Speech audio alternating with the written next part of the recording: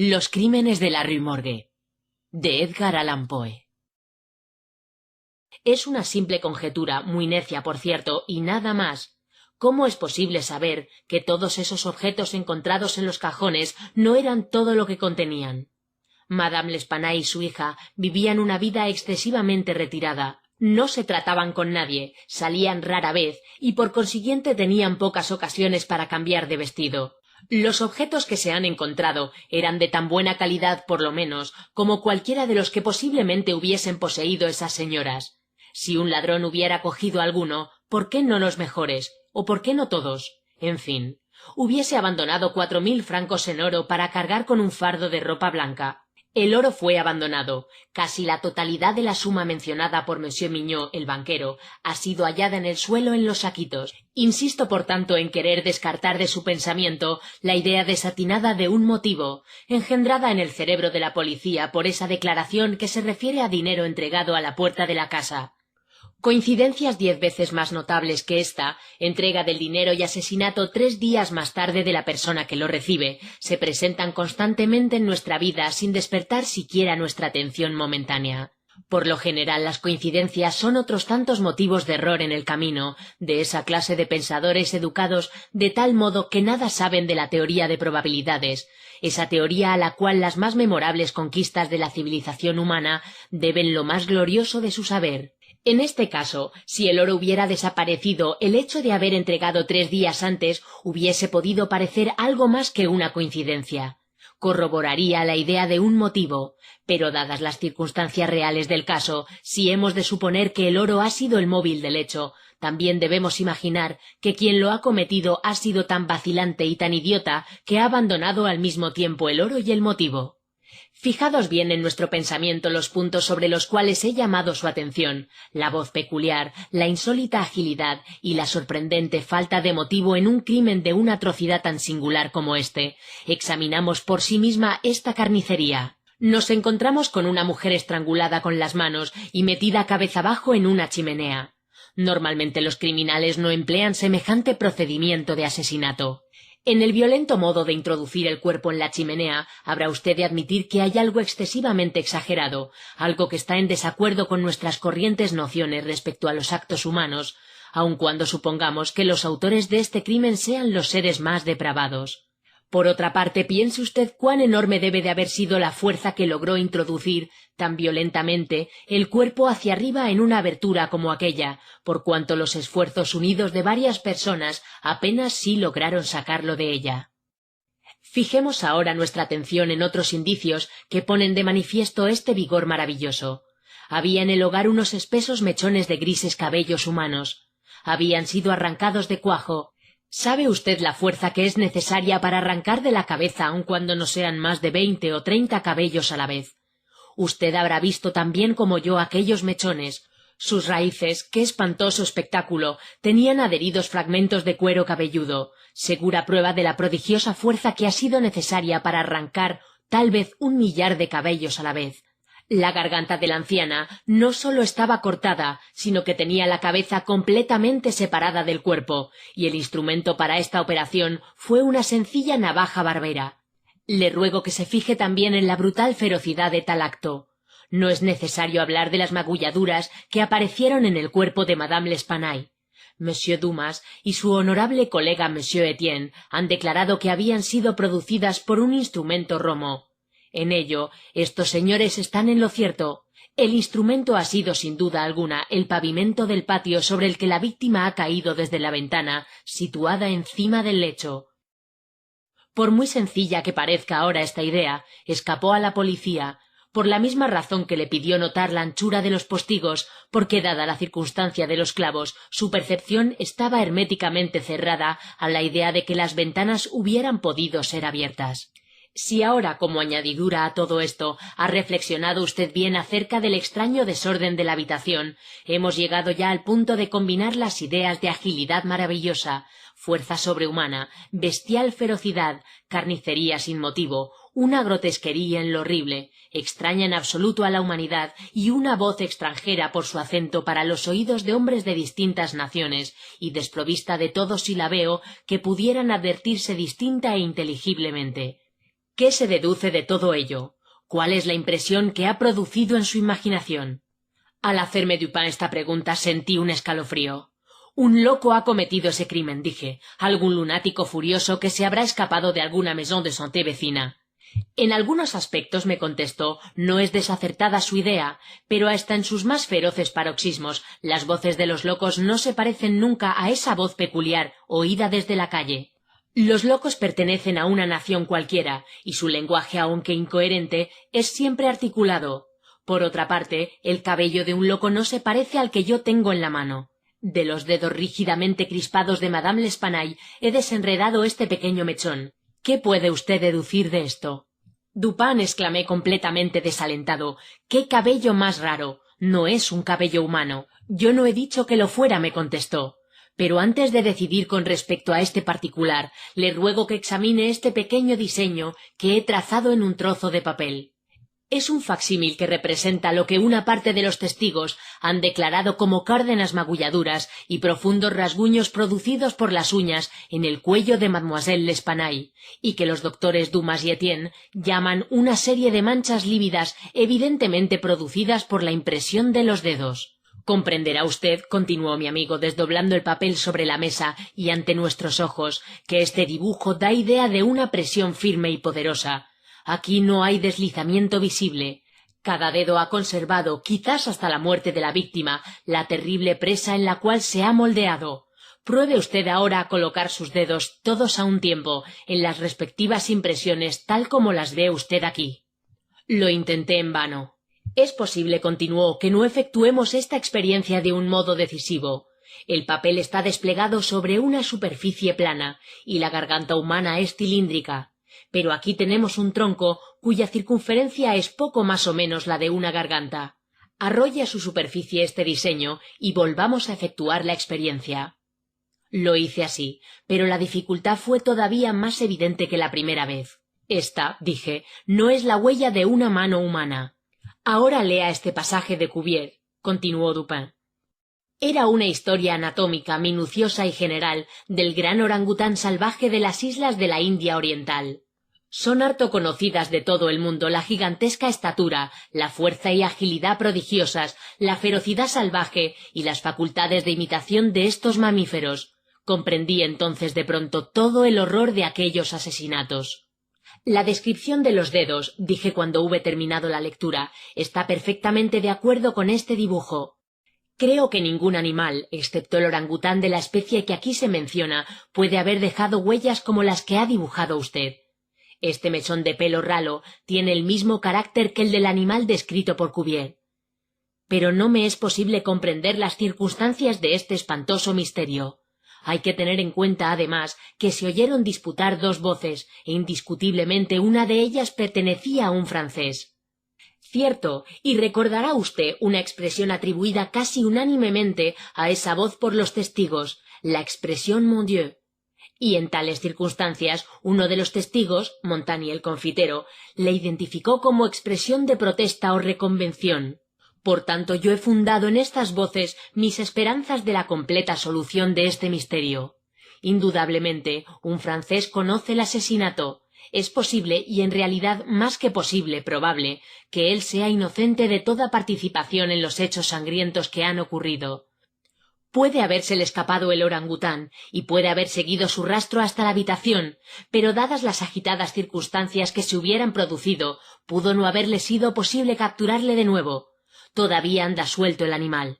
No es mi propósito continuar estas conjeturas, y las califico así porque no tengo derecho a llamarlas de otro modo, ya que los atisbos de reflexión en que se fundan apenas alcanzan la suficiente base para ser apreciables, incluso para mi propia inteligencia, y además porque no puedo hacerlas inteligibles para la comprensión de otra persona.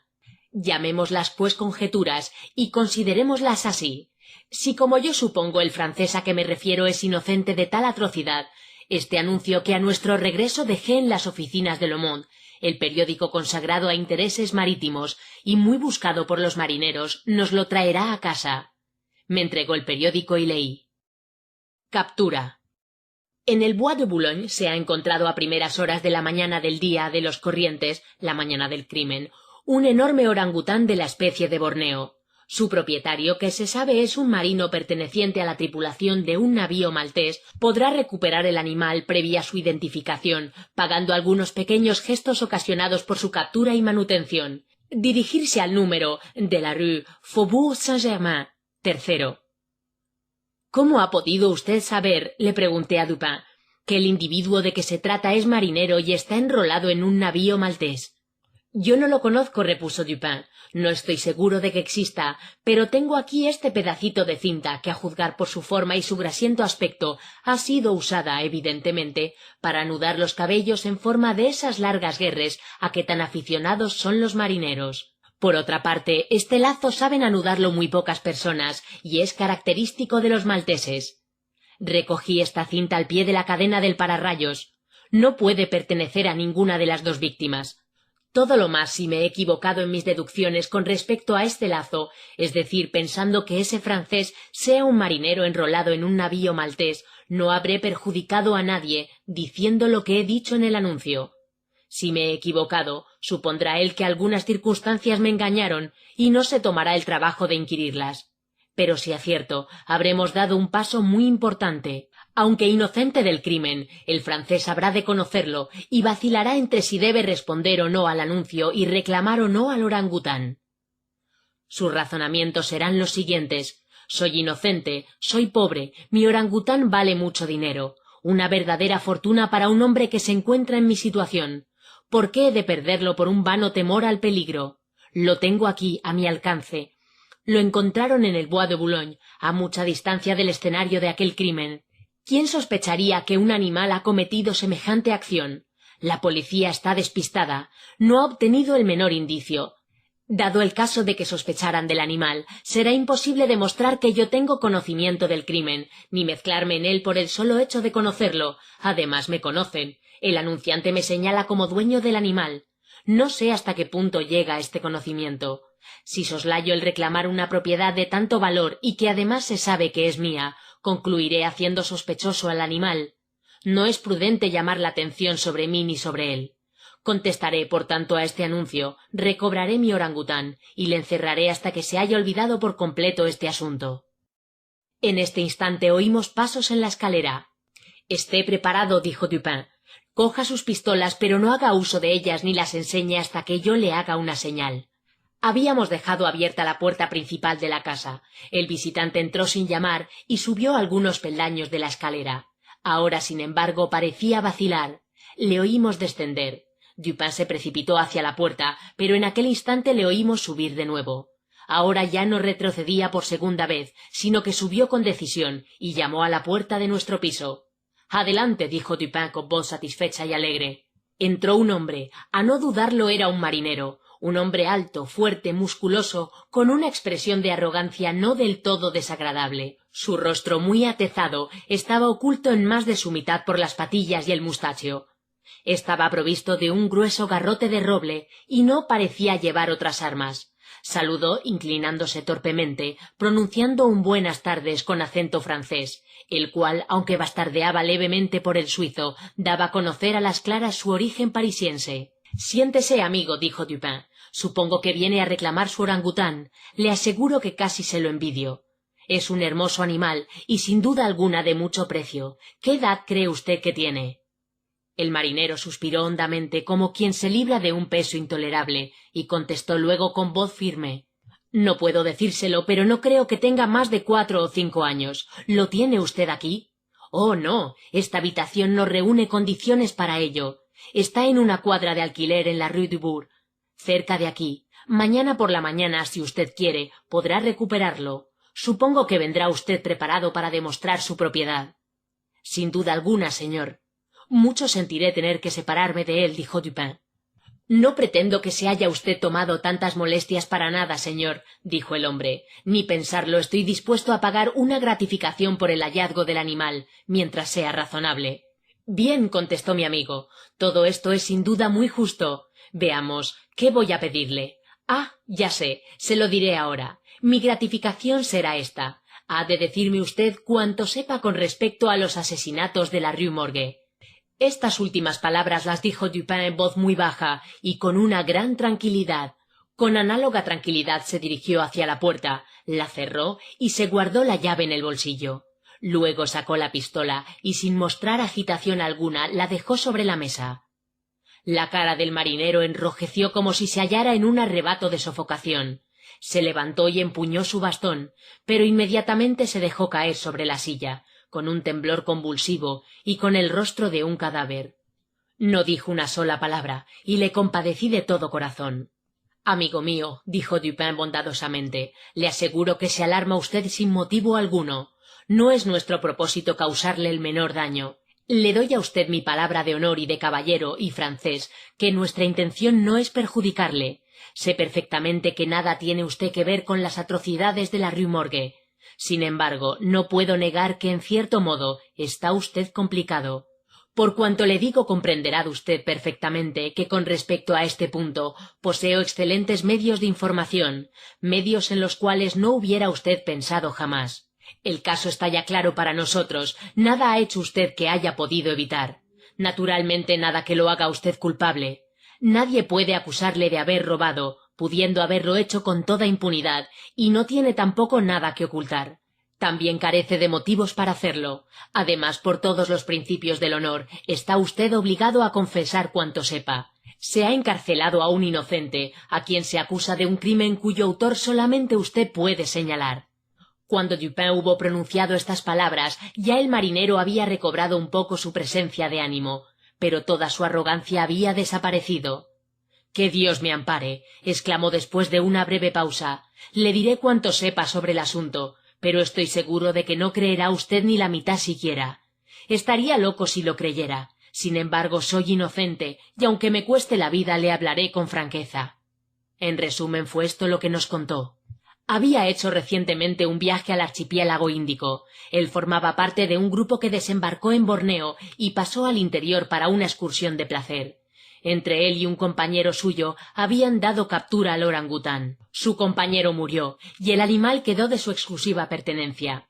Después de muchas molestias producidas por la ferocidad indomable del cautivo, durante el viaje de regreso consiguió por fin alojarlo en su misma casa, en París, donde, para no atraer sobre él la curiosidad insoportable de los vecinos, lo recluyó cuidadosamente, con objeto de que curase de una herida que se había producido en un pie, con una astilla, al borde de su buque. Su proyecto era venderlo. Una noche, o mejor dicho una mañana, la del crimen, al volver de una francachela celebrada con algunos marineros, encontró al animal en su alcoba. Se había escapado del cuarto contiguo, donde él creía tenerlo seguramente encerrado. Se hallaba sentado ante un espejo, teniendo una navaja de afeitar en una mano. Estaba todo enjabonado, intentando afeitarse, operación en la que probablemente había observado a su amo a través del ojo de la cerradura. Aterrado, viendo tan peligrosa arma en manos de un animal tan feroz, y sabiéndole muy capaz de hacer uso de ella, el hombre no supo qué hacer durante un segundo. Frecuentemente había conseguido dominar al animal en sus accesos más furiosos, utilizando un látigo, y recurrió a él también en aquella ocasión. Pero al ver el látigo, el orangután saltó de repente fuera de la habitación, echó a correr escaleras abajo y, viendo una ventana desgraciadamente abierta, salió a la calle. El francés desesperado corrió tras él. El mono, sin soltar la navaja, se paraba de vez en cuando, se volvía y le hacía muecas, hasta que el hombre llegaba cerca de él. Entonces escapaba de nuevo. La persecución duró así un buen rato. Se hallaban las calles en completa tranquilidad, porque serían las 3 de la madrugada. Al descender por un pasaje situado detrás de la Rue Morgue, la atención del fugitivo fue atraída por una luz procedente de la ventana abierta de la habitación de Madame L'Espanaye, en el 4º piso. Se precipitó hacia la casa, y al ver la cadena del pararrayos trepó ágilmente por ella, se agarró al postigo que estaba abierto de par en par hasta la pared, y apoyándose en ésta, se lanzó sobre la cabecera de la cama. Apenas si toda esta gimnasia duró un minuto. El orangután, al entrar en la habitación, había rechazado contra la pared el postigo, que de nuevo quedó abierto. El marinero estaba entonces contento y perplejo. Tenía grandes esperanzas de capturar ahora al animal, que podría escapar difícilmente de la trampa donde se había metido, de no ser que lo hiciera por la cadena, donde él podría salirle al paso cuando descendiese. Por otra parte, le inquietaba grandemente lo que pudiera ocurrir en el interior de la casa, y esta última reflexión le decidió a seguir al fugitivo. Para un marinero no es difícil trepar por una cadena de pararrayos, pero una vez hubo llegado a la altura de la ventana, cerrada entonces, se vio en la imposibilidad de alcanzarla. Todo lo que pudo hacer fue dirigir una rápida ojeada al interior de la habitación. Lo que vio le sobrecogió de tal modo de terror que estuvo a punto de caer. Fue entonces cuando se oyeron los terribles gritos que despertaron en el silencio de la noche al vecindario de la Rue Morgue. Madame L'Espanaye y su hija, vestidas con sus camisones, estaban, según parece, arreglando algunos papeles en el cofre de hierro ya mencionado, que había sido llevado al centro de la habitación. Estaba abierto y esparcido su contenido por el suelo. Sin duda las víctimas se hallaban de espaldas a la ventana, y a juzgar por el tiempo que transcurrió desde la llegada del animal y los gritos, es probable que no se dieran cuenta inmediatamente de su presencia. El golpe del postigo debió de ser verosímilmente atribuido al viento. Cuando el marinero miró al interior, el terrible animal había asido a Madame L'Espanaye por los cabellos, que en aquel instante tenía sueltos por estarse peinando, y movía la navaja ante su rostro imitando los ademanes de un barbero. La hija yacía inmóvil en el suelo, desvanecida. Los gritos y los esfuerzos de la anciana, durante los cuales estuvo arrancando el cabello de su cabeza, tuvieron el efecto de cambiar los probables propósitos pacíficos del orangután en pura cólera. Con un decidido movimiento de su hercúleo brazo, le separó casi la cabeza del tronco. A la vista de la sangre, su ira se convirtió en frenesí. Con sus dientes apretados y despidiendo llamas por los ojos, se lanzó sobre el cuerpo de la hija y clavó sus terribles garras en su garganta, sin soltarla hasta que expiró. Sus extraviadas y feroces miradas se fijaron entonces en la cabecera del lecho, sobre la cual la cara de su amo, rígida por el horror, apenas sí se distinguía en la oscuridad. La furia de la bestia, que recordaba todavía el terrible látigo, se convirtió instantáneamente en miedo. Comprendiendo que lo que había hecho le hacía acreedor de un castigo, pareció deseoso de ocultar su sangrienta acción. Con la angustia de su agitación y nerviosismo, comenzó a dar saltos por la alcoba, derribando y destrozando los muebles con sus movimientos y levantando los colchones del lecho. Por fin se apoderó del cuerpo de la joven y a empujones lo introdujo por la chimenea en la posición en que fue encontrado. Inmediatamente después se lanzó sobre el de la madre y lo precipitó de cabeza por la ventana. Al ver que el mono se acercaba a la ventana con su mutilado fardo, el marinero retrocedió horrorizado hasta la cadena, y más que agarrándose, dejándose deslizar por ella, se fue inmediata y precipitadamente a su casa, con el temor de las consecuencias de aquella horrible carnicería, y abandonando gustosamente, tal fue su espanto, toda preocupación por lo que pudiera sucederle al orangután. Así pues, las voces oídas por la gente que subía las escaleras fueron sus exclamaciones de horror, mezcladas con los diabólicos parloteos del animal. Poco me queda que añadir. Antes del amanecer el orangután debió de huir de la alcoba, utilizando la cadena del pararrayos. Maquinalmente cerraría la ventana al pasar por ella. Tiempo más tarde fue capturado por su dueño, quien lo vendió por una fuerte suma para el Jardin des Plantes. Después de haber contado cuanto sabíamos, añadiendo algunos comentarios por parte de Dupin en el buró del prefecto de policía, Le Bon fue puesto inmediatamente en libertad. El funcionario, por muy inclinado que estuviera en favor de mi amigo, no podía disimular de modo alguno su mal humor, viendo el giro que el asunto había tomado, y se permitió una o dos frases sarcásticas con respecto a la corrección de las personas que se mezclaban en las funciones que a él le correspondían. «Déjele que diga lo que quiera», me dijo luego Dupin, que no creía oportuno contestar. «Déjale que hable. Así aligerará su conciencia.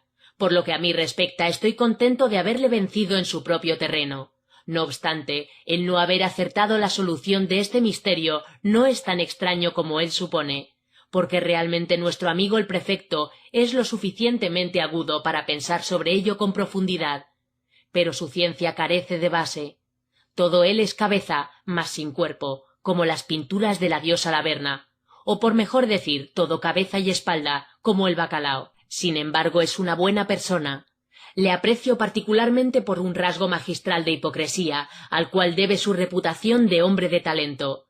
Me refiero a su modo de nier ce qui est et d'expliquer ce qui n'est pas, negar lo que es y explicar lo que no es. Aquí finaliza la grabación de Los crímenes de la Rue Morgue, de Edgar Allan Poe.